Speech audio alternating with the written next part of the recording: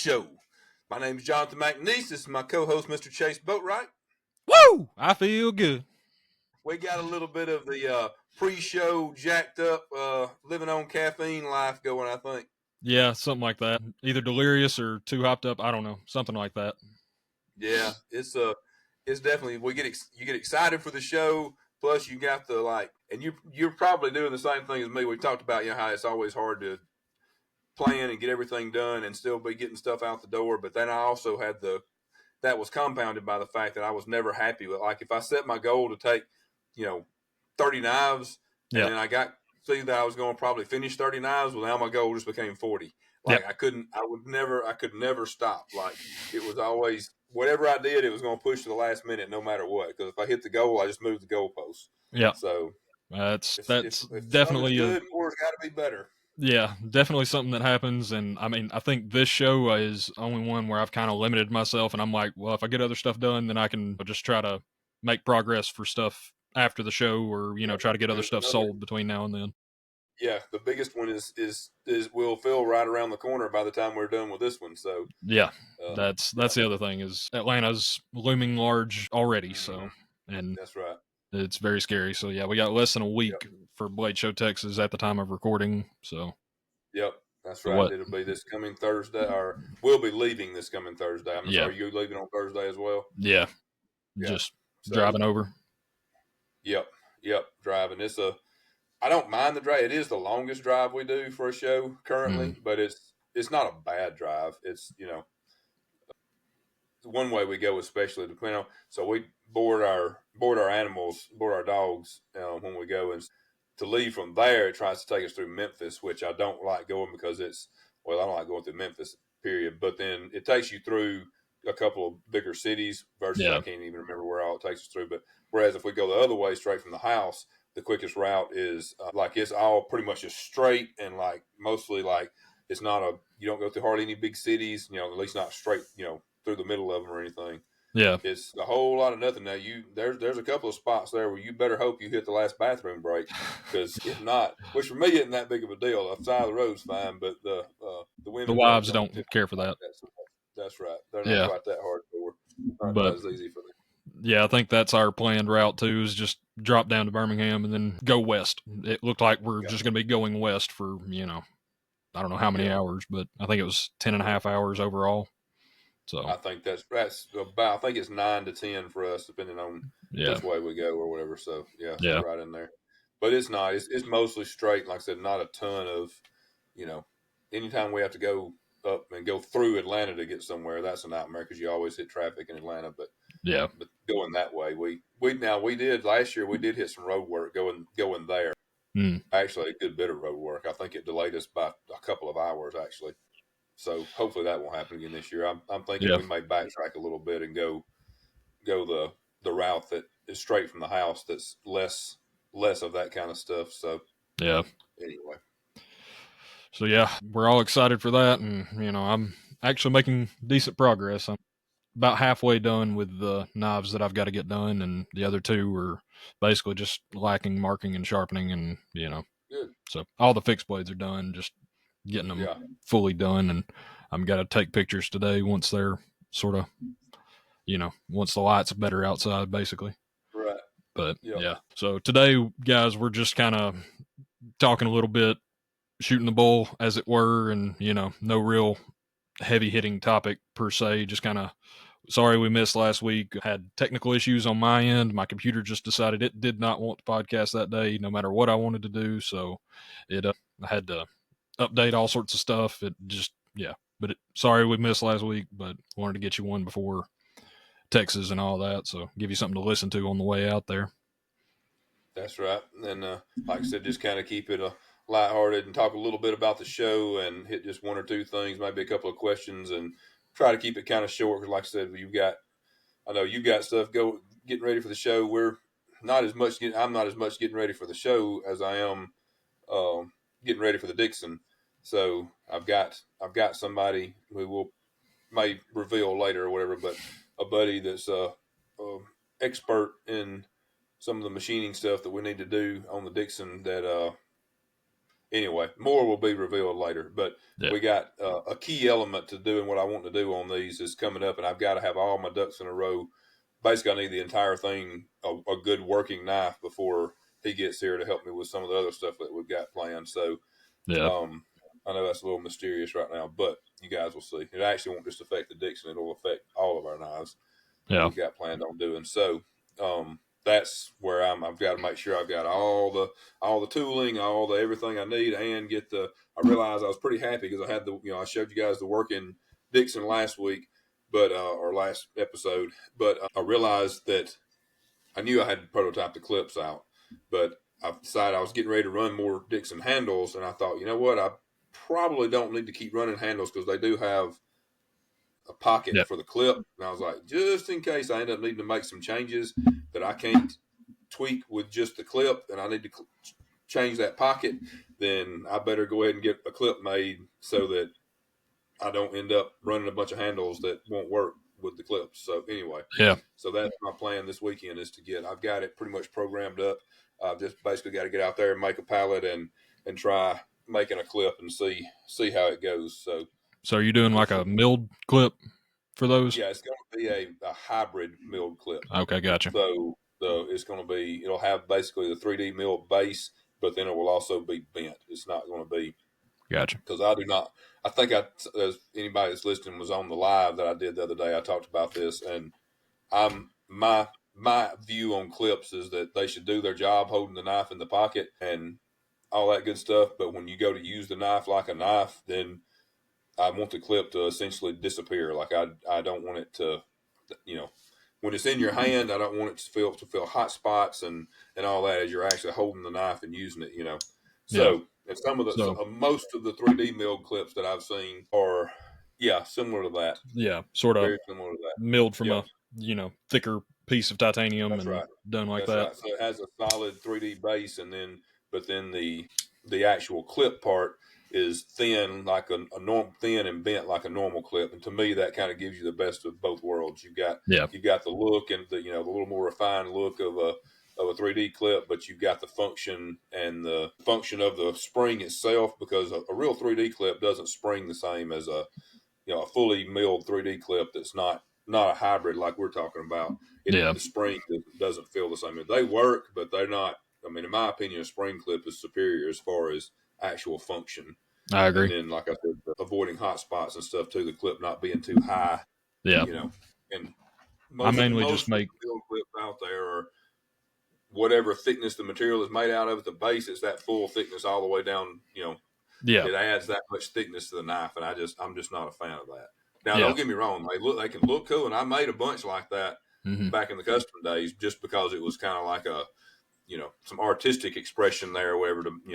But from a functionality standpoint, I don't like them. So I agree, and main reason I do the hybrid clips is they're basically just easier for me to make in my process. It's easier to mill a thicker piece of titanium and do a couple bends versus dealing with a really thin piece of titanium.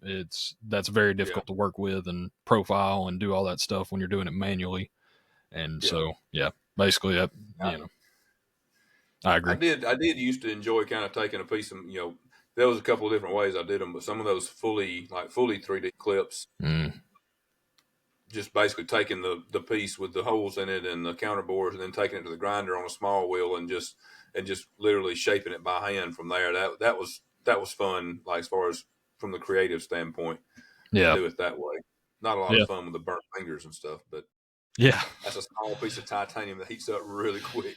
Really quick, yes. I've been doing a good bit of the burning fingers here past few days, but doing that little dance. It's part of it. Yeah, that's right.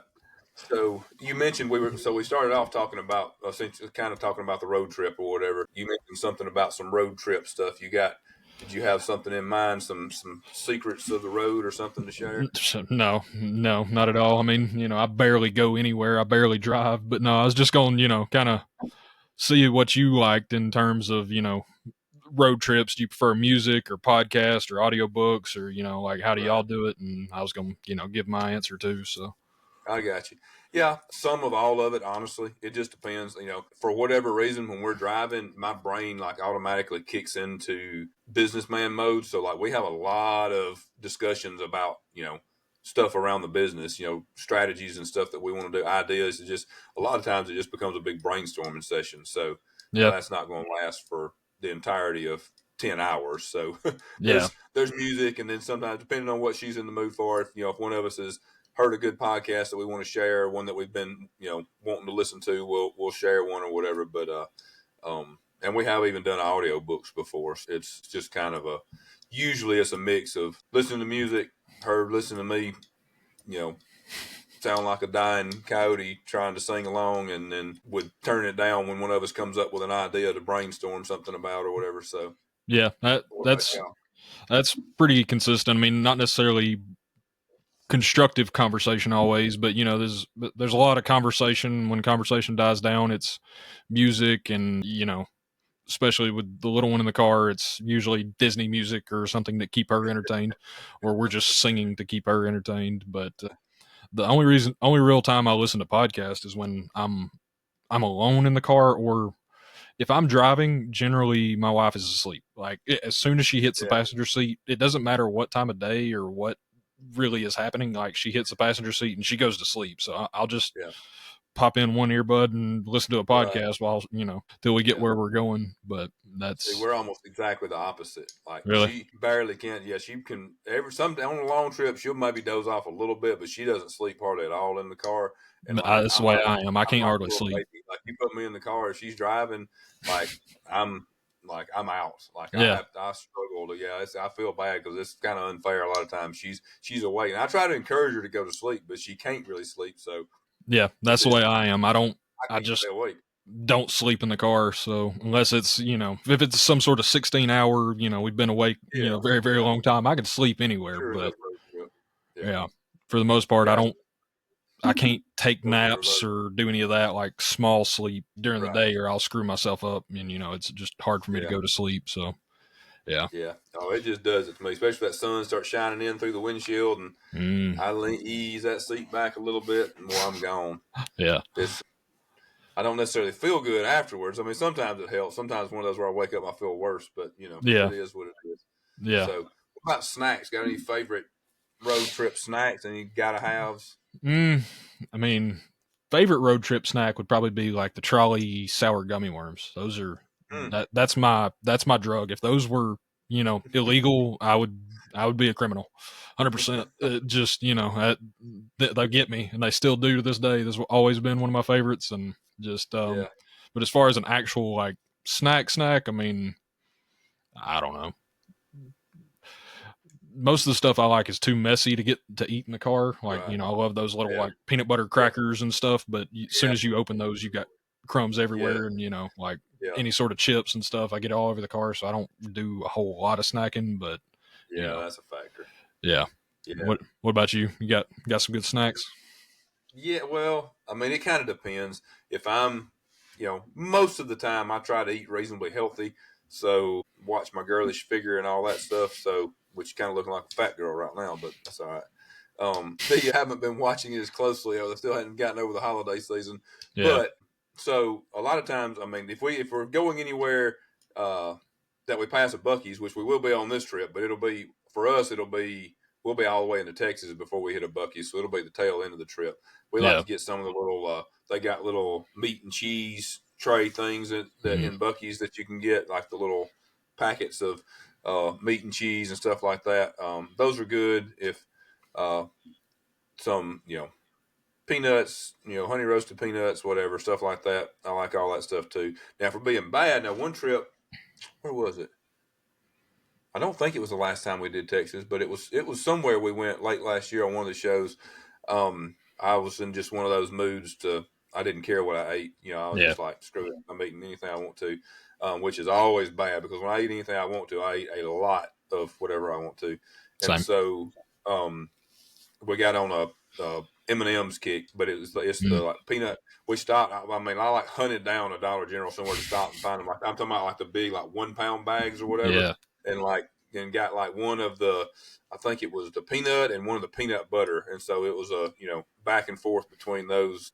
Yeah, those, and I think polished off both. She ate some. I ate the majority of both bags. So yeah, I think I probably ate close to a pound and a half of M&Ms. So that's nice. Obviously not recommended, but yeah. Anyway, so yeah, but nothing. We don't have any just super traditional. Like we got to have it every trip kind of thing. It just I don't think we really do either. We just kind of whatever we're feeling that day. And also if we just see a restaurant or see something, we're like, oh, let's get that. Oh yeah, it's a lot of we definitely have. Yeah, scatterbrainness as far as when we road trip. It's never super structured. We just kind of. There are certain restaurants that are like not every time, but we like Slotsky's Deli, and we live in the middle of nowhere. There's nowhere, not one around here, and a lot of times we'll pass. If we pass somewhere, she'll be looking it up sometimes to see if we're passing within 5 miles of one. We'll detour a little bit or something. Yeah, but yeah, just because it's one of those things that we don't have the opportunity to get very often. So yeah. But anyway. But again, how about you guys drop in the comments and let us know since we'll have time to check these out before our trip. Let us know some recommended what your favorite snacks are and stuff, and see if you got any good ideas that we might be missing out on. So I'd love to hear your suggestions. I'm sure there's a wide variety of stuff out there. So yeah, that'd be very much appreciated. I'll have a lot of time if anybody's got something really good or really weird, I'd be curious to know. Yeah. So one thing I was going to touch on, not necessarily like a full, thing about it, but the Crucible situation kind of has some more news to it now that we've got past the February 4th, I think was the date where like the auction was official. And so Aristeel ended up being the high bidder and purchased the trademarks and patents and stuff like that.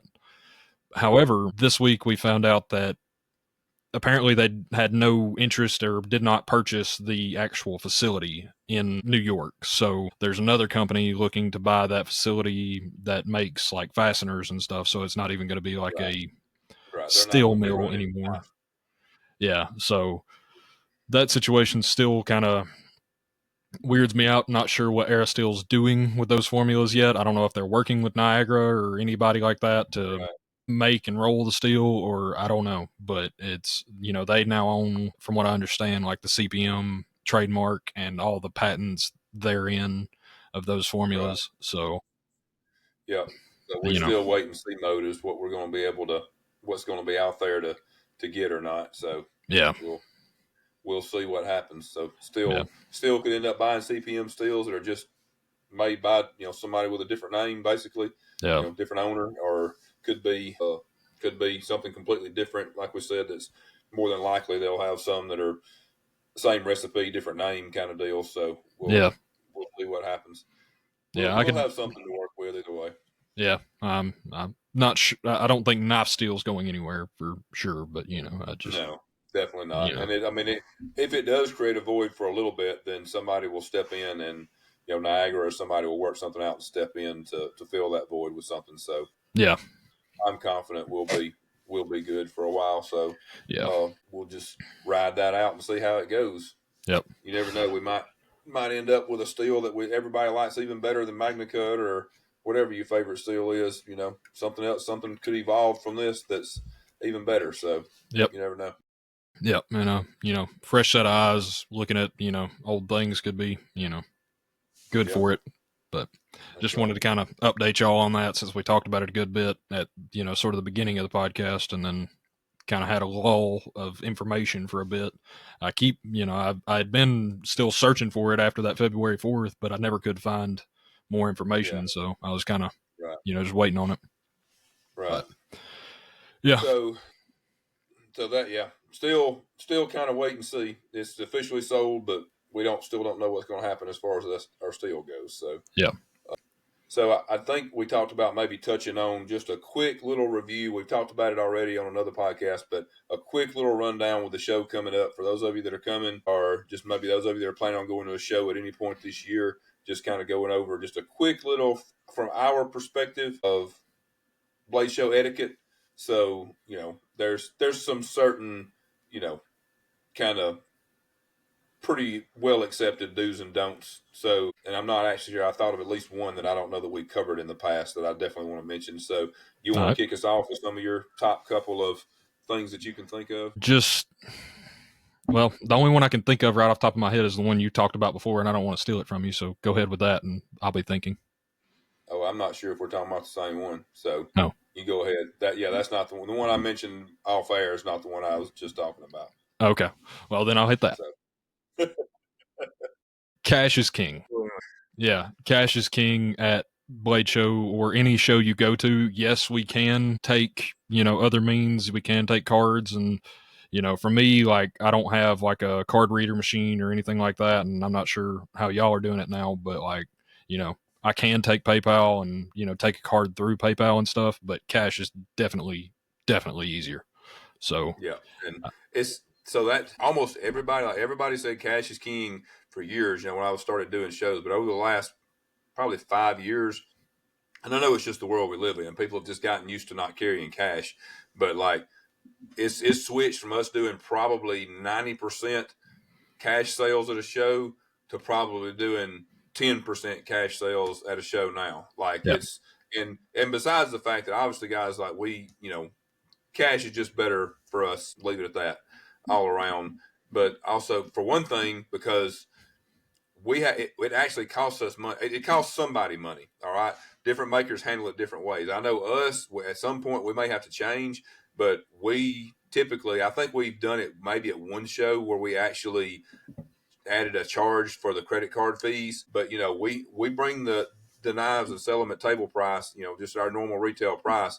And when somebody stands there and whips out a card, it costs us 3 to 4% off the price of a knife. And when you're selling knives in the $500 to $650 range, that adds up really quick, guys. If you totaled up, like, you guys would probably be shocked. And if it was coming out of your bank account, you would probably be sick if you saw how much money comes out of fees just from what we sell at a show, how much money we pay the credit card companies in fees. And, it's not like everybody couldn't bring cash if they wanted to. People are just choosing not to for convenience and stuff. And I get it that it's, there's safety concerns and stuff like that. People don't want to be walking around with big wads of cash. But guys, people did it for years, like I said, up until like maybe the last 5-6 years. I mean, good Lord, there was probably millions of dollars of cash in people's pockets walking around in Blade Show. It had to be hundreds of thousands at the very least. I'm sure probably in the millions. And I don't ever remember of hearing anybody getting mugged or, pickpocketed or whatever, anything like that. It may happen, but anyway. So the other factor is when you pay with a card, like, so what we do, we tried an actual reader before. I think it ended up tearing up or whatever. It just didn't work that great. So we have it on my phone where we can like punch it in the card number manually, but it makes it a giant pain in the butt, guys. Like, and again, I'm happy for people to spend their money with us, period. Yes. But we got to take time. And when our table's real busy, a lot of times we'll be sitting there and have people lined up waiting to check out. And we got the phone trying to run cards. And then the problem we've run into the last couple of years is that the banks have such good fraud protection on there. Probably over half the time when we run somebody's cards, because when you do a manual entry like that and it's not a swipe, it causes more red flags on the bank's end. And so probably at least half the time, if not more, people will run somebody's card, it'll get declined. Within a minute or two, they'll get a text saying, a fraud alert text saying, hey, well, did you make this transaction or whatever? So they have to stand there and wait while we cancel that transaction or whatever. And then everybody always gets kind of embarrassed, like, well, my card, I know I got money in my account. We're like, we know it ain't that you ain't got money. It's just a fraud thing. And then we can redo the thing, punch the numbers back in, and it'll go through. It's just, and if we go with a card reader, that does help some, but even with that, we still get some bounce back on fraud alert stuff. It's just, and you're at the mercy of the Wi-Fi in the building, which 9 times out of 10 sucks. Yeah. Like, even if you hook up, like, we paid for the Wi-Fi, and I think actually the last time we paid for the Wi-Fi, we paid for it, and it sucked so bad that we basically had to just turn it off and just use what we could get on our phones. Like, it's like just a cellular connection. So like, there's not great options. There's so many people in there, so many, so much stuff sucking from the network that like it makes it a pain. So it's easier for everybody all the way around. the maker gets to keep more money in their pocket instead of spending.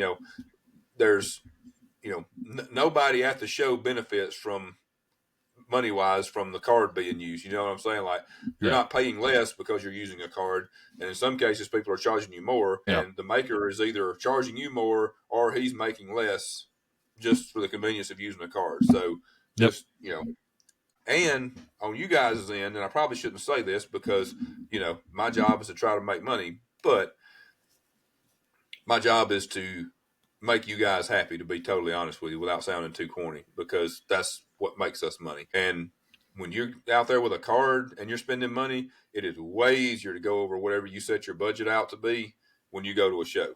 All right. So if you take whatever cash you can afford to spend, that's your budget. And when you're out of cash, you're done. Then, when there's no more green paper, you're done. That's right. It makes it easier to be disciplined. And I've had people where they ran out of cash and they're going to the ATM or they're putting something on their card or whatever. And I get it. You get there, it's tempting to go over your budget or whatever. But there's just a lot of reasons why cash is the best option at a show. So we're certainly not going to turn you away if you have a card by any means. But just for both of our sakes, the customers and ours, it's definitely better with cash. Like you said, cash is king. So sorry, go ahead. No, that was that. I guess that covers that part of the etiquette part. So the other couple of little things is just, guys, be courteous. If you're at a table looking, especially if you're just standing and kind of, I love it. I spend probably 80% of my time at shows just shooting the breeze with people, talking to people. But if you're standing at a maker's table and you're kind of like standing right in the middle of the table and you're not actively looking to buy something and you're just talking to them, be aware of your surroundings. And if other people are coming up to the table and looking to maybe look and purchase stuff or whatever, just, maybe step a little bit to the side. You don't have to leave. You don't have to even stop your conversation. But, also don't be offended because I always have a problem with it. I don't know. I feel like I'm offending somebody either way. I'm in a conversation with somebody else walks up and they obviously are wanting to ask a question about a knife or something. Like, I don't want to cut off the person I'm talking to, but then, and people are always super nice about it. When whoever I'm talking to is always, nobody's ever gotten, pissed about it that I know of, but just sometimes we're torn a little bit with trying to deal with so much at one time. So help us out a little bit. Don't block up people's tables. And I think you mentioned on the last time we talked this, don't be standing there talking to your buddy right in front of somebody's table that they paid, several $100s, if not more, to, not counting all the work they put into it. That's their retail space. Don't be clogging that up with just standing there talking to your buddy right in front of the table or whatever. Just be aware.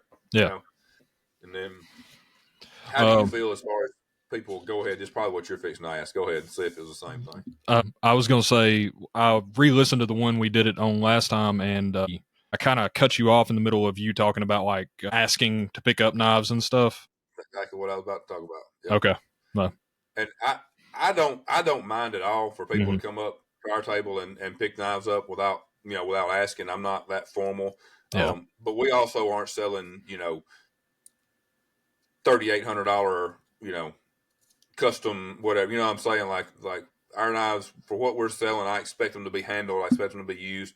So, now if I had or even more, I mean, there's knives at that show that are in the, tens of thousands of dollars. Yeah. And if you're just walking around, randomly picking stuff up and, with your Dorito hands that you've just been in your bag of Doritos with right before you walked up to the table, like, a good idea to ask permission. It's never a bad idea to ask permission. Yes. Again, I don't care. Like, I actually, encourage people, and, I'd rather them just pick them up than me have to tell them, hey, pick them up. It's fine. But it's not everybody feels that way. And not everybody is selling the same kind of stuff that I'm selling. And I get that. So, that's always better safe than sorry. So, yes. Yeah. That was basically going to be my point is, asking is never a bad idea. Most of the time people aren't going to have a problem with it, but asking, just being aware that maker knows that you are picking that up and it is in your hand. Because, that's another part, unfortunately, of our job at the shows is trying to keep an eye on everything and make sure nothing grows legs and gets stolen. It's happened to us at least one show last year, if not two. Yeah. And especially like at y'all's booth, I know it's even harder because, you've got a lot more knives and a lot more space to cover and a lot more, real estate to keep an eye on. So like right. but it's just, It gets hectic. You got yeah, people, sometimes 2 rows deep standing there, and people reaching in yeah, between each other to grab knives and look at them, and and again, yeah, you're trying to talk to people, give them your attention, and it's difficult. So yeah, I think we're going to probably incorporate some cameras going forward, because at least be able to go back and review stuff or whatever. So yeah. Not a but bad idea. I mean, it's unfortunate, but it's always been part of this thing. There's no security tags on it that's going to beep at the door. So right. Yep. And on that note, I've never really thought about this, but I mean, you guys, when you're standing around at tables and stuff, be aware of that. If you see somebody acting shady, I mean, don't just don't just go ahead and stab them preemptively, but maybe kind of help the makers or whatever out. Just kind of keep an eye on things. I know there was some folks caught, I think last year at the show, and they were, I don't remember if they were caught or just everybody kind of knew after the fact who was pretty sure who the group was or whatever. But just everybody be aware of that.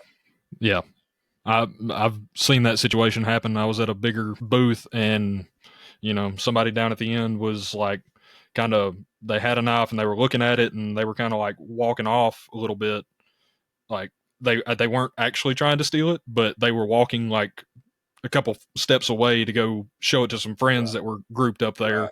But like one of the guys that wasn't even working the booth was like, "Hey, you gonna pay for that?" And like, it was a whole thing, and they were like, "No, yes, Yeah. I'm just," that whole thing Right. ensued. But I mean, it is Mount Hank, appreciated, be careful, because for yep, the community to kind of govern it as well.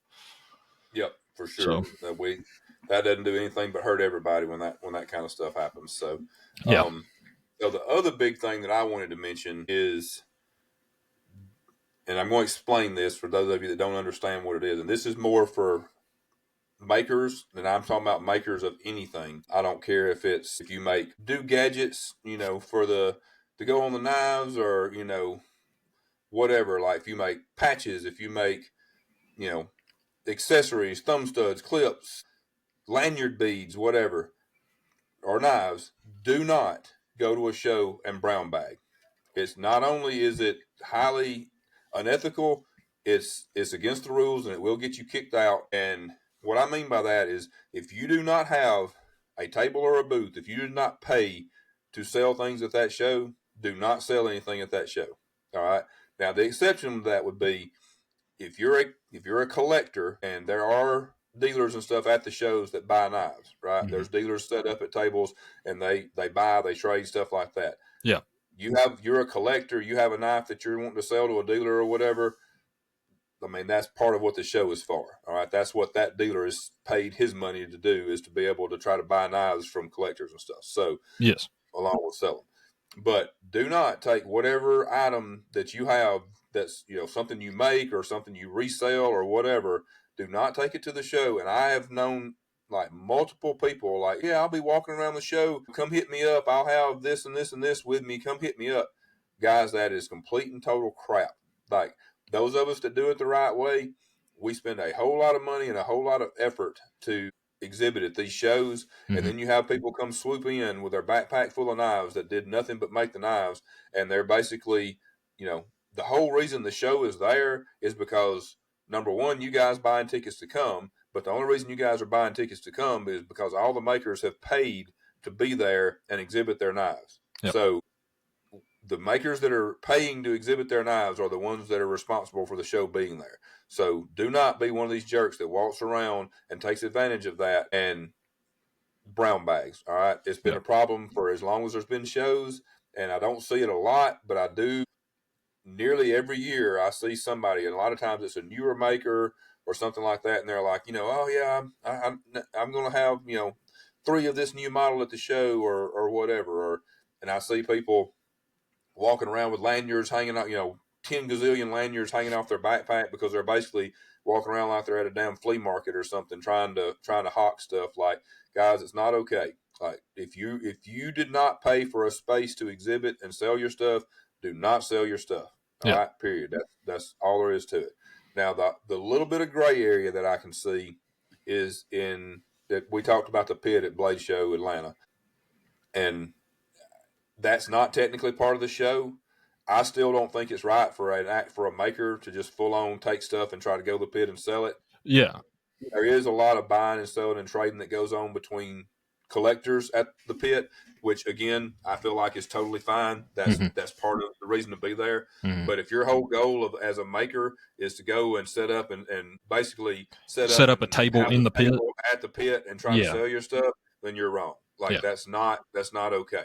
Your ticket that you paid for to be there is to be an attendee and either look and or buy, like not to sell. All right. So that it's not right. And I can tell you this, most of the people that you see doing that, like I said, are newer people and stuff, people that are looking to climb the ladder. And I can guarantee you that the people that are more established that see you doing that, I would not ever ask them for a favor if they see you doing that, because you ain't going to get a favor. Ain't nobody going to share any information with you or anything like that, because you're essentially taking away from their livelihood to some extent by doing that. So that's a sure way to get essentially blackballed by people that are more established in the industry. So do not do it. It's wrong, period.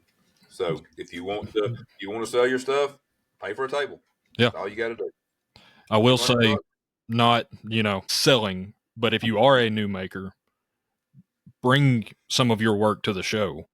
Absolutely. And show it to people, show it to customers, show it to makers, show it to people. Get feedback. That's a good thing. Absolutely. But you're not there to sell. You're there to get feedback. Right. Those are different things. Right. Until you put down the money to, actually exhibit at the show, you are not supposed to be there taking money for the things you've made. Great. Yeah, and I did that. I mean, I took knives around. I remember I went to one blade show as a attendee, and then and I had a couple of knives with me. I remember showing them to, I don't know. I think Tom Crine and Les George and who else? Kendricks. Is this the one with Barker? The same Barker? No, that wasn't the same one where I went up back to the handling people's knives, which I had permission to hold the knife, but I apparently got completely bumfuzzled or whatever and dropped his freaking highly hand rubbed, like fancy. Thank God it didn't hurt it, but yeah. Try not to drop people's stuff, guys. I mean, accidents happen. Guilty, unfortunately, but no one's gonna like damage the knife. I would have bought the knife. Like thankfully it didn't do anything to it, and so and we've had ours dropped multiple times. We've had people, especially with our autos, we've had people open them over the table full of knives and sling out of their hand and fall on other knives and ding them up to the point that we couldn't sell them at the show. We had to take them back and refinish them, and we've had people drop them on the floor and everything else. And again, like accidents happen. It's happened to me, but at least take ownership of what happened, and if it did any damage, you should at the very least offer to pay for the knife. Like that's just fair. Sorry, I wasn't trying to bring up painful memories, but every time I see him, I still think about that. I'm like, God, I dropped one of his knives at the show. But again, I was very lucky it didn't hurt. Actually, I was like I dropped it and I was trying to catch it and I was like fumbling it around. It was the point that I was about to cut a finger off or something, and I just kind of had to let it go. Thank God it was on carpeted floors and stuff, and it hit the floor. We picked it up, looked at it good, and it was fine. I was like, oof. But I know he was thinking, this freaking idiot. Like, come on, man. He's a good guy, though, so maybe he wasn't as hard on it as I was on myself, but that sucked.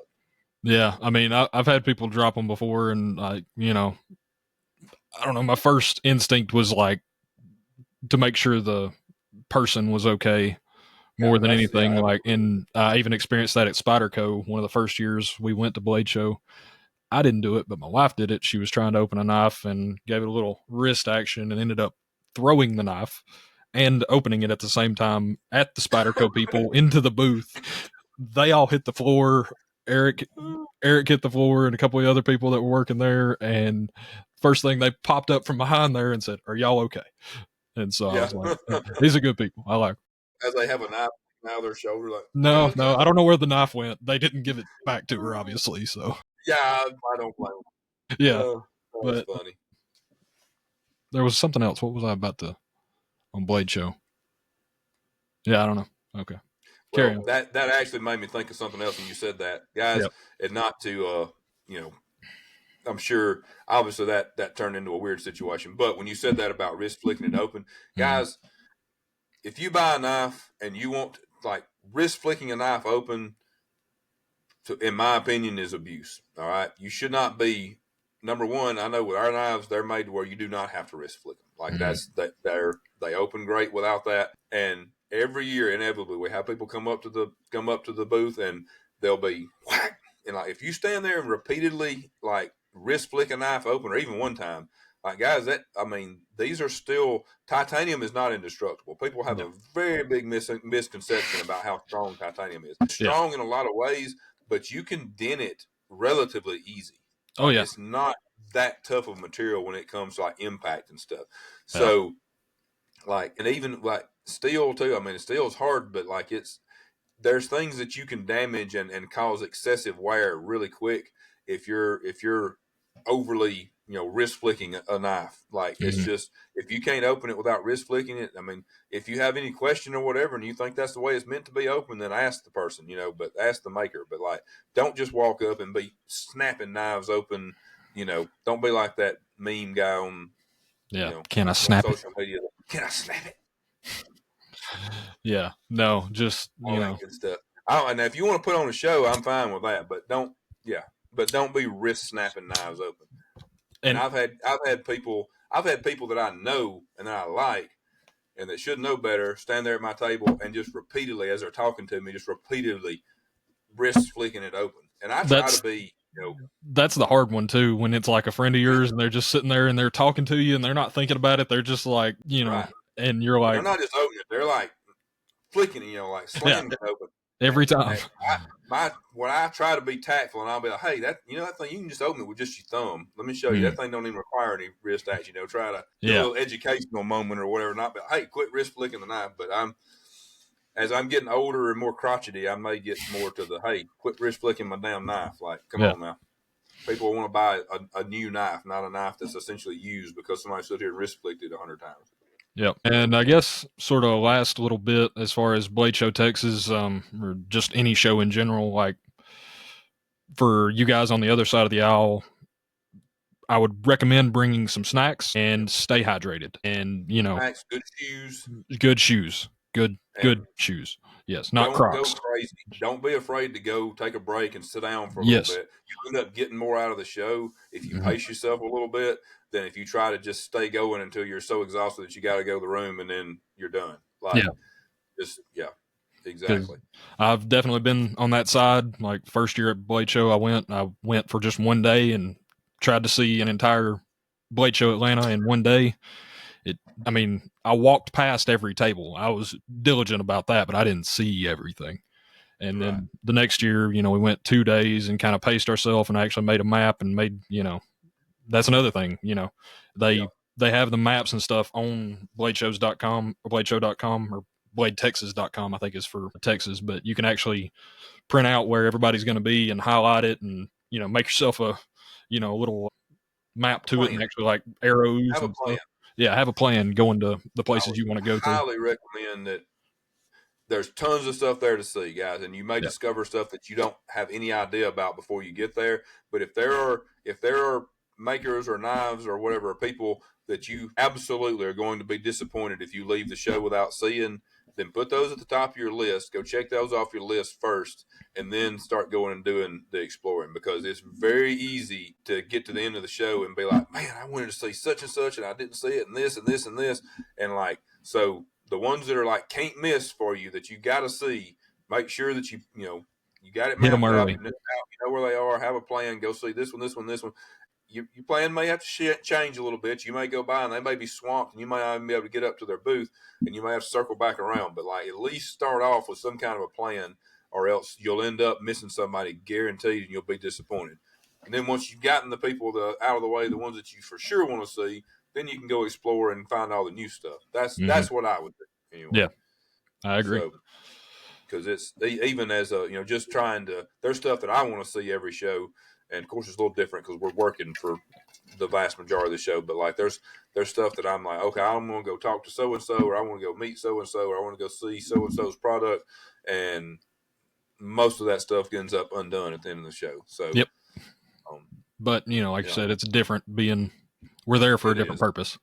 We don't have as much time to walk around and stuff. It's a whole other element when you're actually working. But anyway, so I think, did you say you had a couple of questions that we could hit real quick? Yeah, we can hit a couple if you don't have anything else on Texas.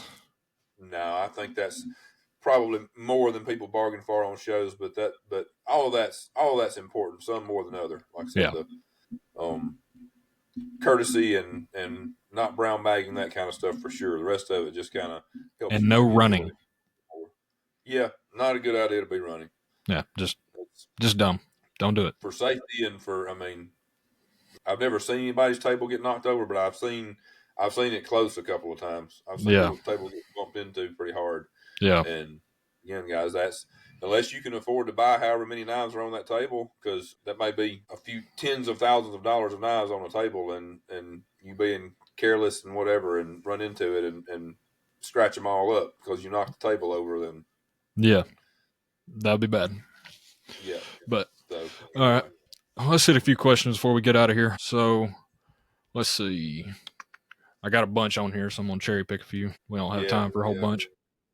No. Longest you ever took to make a knife from @PocketPriorities? I have no idea. That was sort of my initial thought. I mean, probably the first knife I ever made. I started it in April of 2019 and finished it December of 2019. So that probably is the one I've taken the longest. Yeah. But I really don't know, because sometimes, I'll cut something out and, lay it out and profile it and drill it and all that. And then I'll get busy doing something else and it'll hang over there on the wall for, a year or so, or, I don't know exactly how long it's been there, but then I'll finish it and either, give it to somebody, or, if it is, something. Usually the ones that I end up shelving like that are ones that have problems. They're warped, the grind's messed up or something, and I just kind of put it aside and I'm like, I'll fix that another day. Yep, procrastinate on it. Yep. Yeah, so I don't know if that would truly be, you didn't work start to finish that whole time or whatever. So that's probably, I'm guessing that's what the question's getting at. But I honestly don't know. Of actually like working on a knife and not setting it aside and coming back to it or whatever. I mean, I don't know. I hardly ever do that. But a week to a week and a half, whatever. I don't remember ever having any. I've never taken on any projects where one knife just took up like a whole bunch of time. Like, you know what I mean? Like, like weeks and weeks worth of work. I know some guys do, but I've never done that. I can tell you on the flip side of that, I can probably tell you. I don't know if I can tell you for sure the fastest I've ever made, but I did make one on a live stream one time. Yeah. So, weren't you there? Didn't you? Were you there? No, I wasn't there. Maybe it was Luke that was filming for me. Yeah. So we did like an Instagram live. Well, it wasn't a full on. So I had basically a piece of bar stock with a hole in it.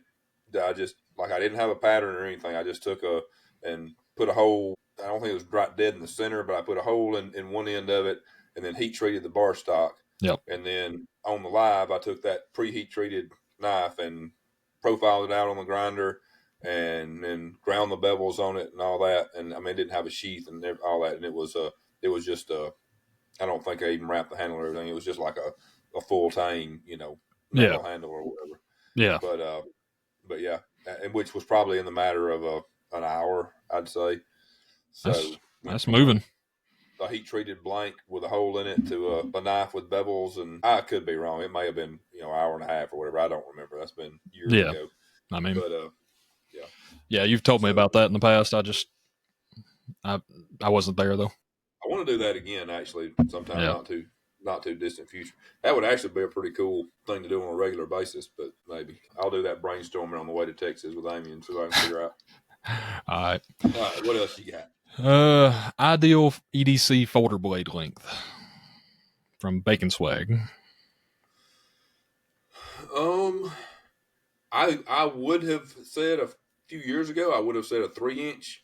And I still really like a 3-inch knife, but I've carried my 3.5 so much that I really like the 3.5-inch size. But I'm basically start carrying the about 3.75 or so, I think is what I measured the Dixon at. somewhere in there. Anyway, it may end up changing my mind too, but I would say probably the 3.5. It's a 3 is plenty big enough to do pretty much anything that I need to do with a knife on a daily basis. But I don't know. I think I've just gotten used to the 3.5. Yeah. What about you? I'm somewhere. I'm like right in the middle. I think like 3.25 is about where like I've found that's sort of the perfect length for me. Yeah. But it's all subjective. There's some people that a 3-inch blade they think it's a toy, and others think anything over 3.5 is a sword, and so it's it's Some all a people have all personal different preference. size hands and stuff too. I mean, you got some people whose bear paws make a 3.5 inch look tiny, and some people whose the 3 inch looks big in their hands. So it's just kind of But my personal preference, I'd probably be right in that 3.5 range, right in there. But I do Let's like hit 3 inch. one last one. So Baconswag also said, "Why are there no custom mid-tech or high-end production backlocks? Where they at, yo?" Well, you got any thoughts on that? I wouldn't say there's none. There's probably some out there that just obscurely and stuff, but mostly because people love to do the flippy nonsense. They like the drop shut, they like the action and stuff, and you can do it on a backlock. And backlocks are interesting in the fact that they are inherently ambidextrous, and they are very simple as far as like the locking mechanism, and they're very strong. I like backlocks a lot, but mostly, I think it's demand. That's probably where I would land on that. They're just not as popular. That's Yeah. right. So Yeah. you got to keep. I mean, now somebody may, there's something to be said for kind of, being the one that kind of pushes, and you can't say start something because the backlock's been around for a long time, but the kind of like the resurgence of slip joints and stuff, and the modern slip joints, like there was a probably a few people, but that kind of pushed that in that direction early on. That kind of started doing that early on, and then um, it's just the trends. Yeah. So it may very well come back around. I'd actually like to see it come back around. And I've honestly thought about doing it, but and may.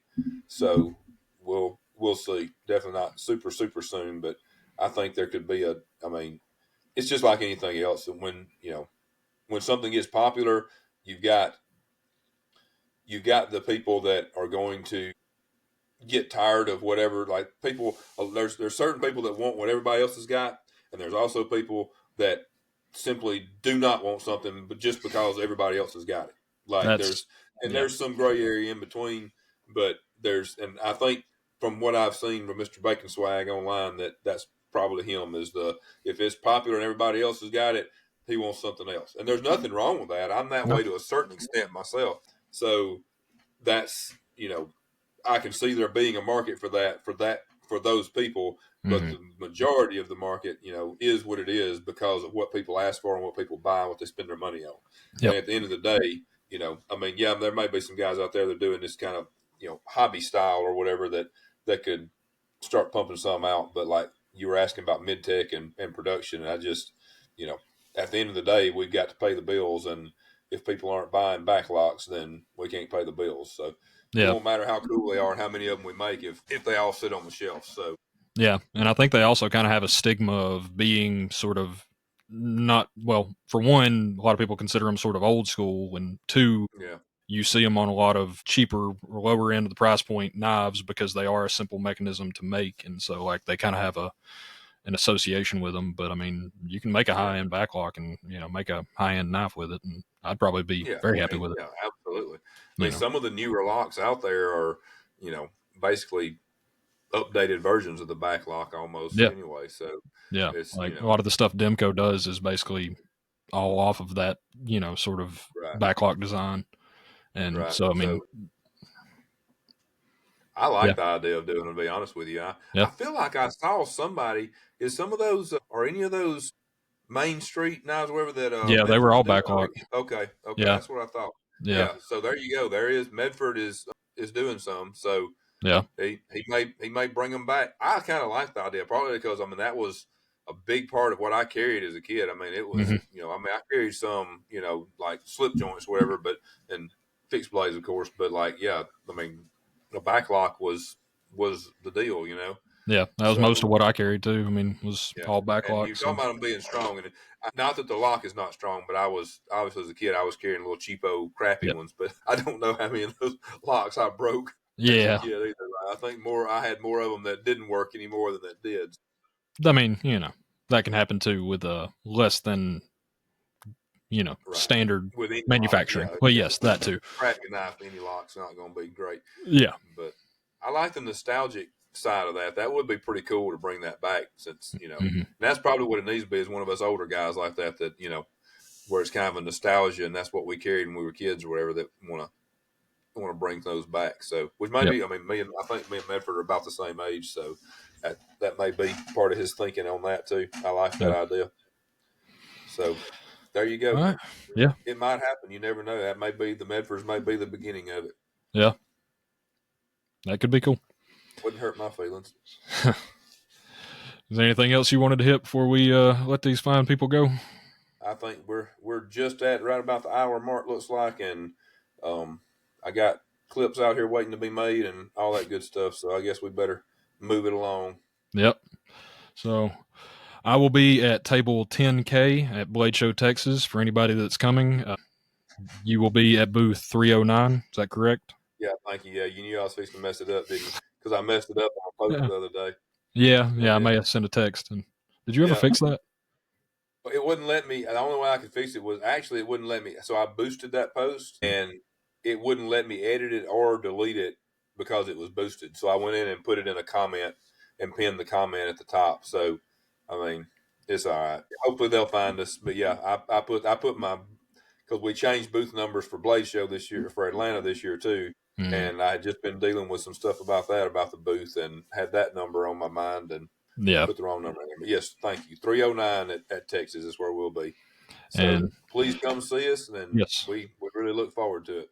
And we've got the stickers. Be sure to pack those. Yep. So we'll have Knife Freak Show stickers. Yep. Got a nice big. Wait, where's the camera? There it is. It's hard to find this thing sometimes. But yeah, and come see us. Have a big old knife party. Buy some knives. Come hang out. Talk to us. All that fun stuff that we're gonna do.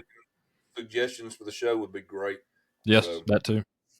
You guys are doing a good job of commenting and all that, and we appreciate it. Please keep that up. Yes. Give us a like, a follow, share it out. Let's see if we can get this thing big enough to be worth continuing to do. Yeah. And for anybody, not going to the show, or, just anytime, if you've got any suggestions, comments, or questions or whatever, our email is knifefreakshow@gmail.com. So you can always hit us up there. That's right.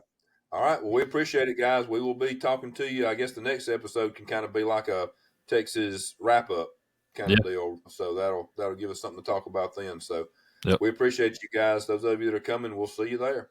Yeah. And don't forget to let your freak flag fly.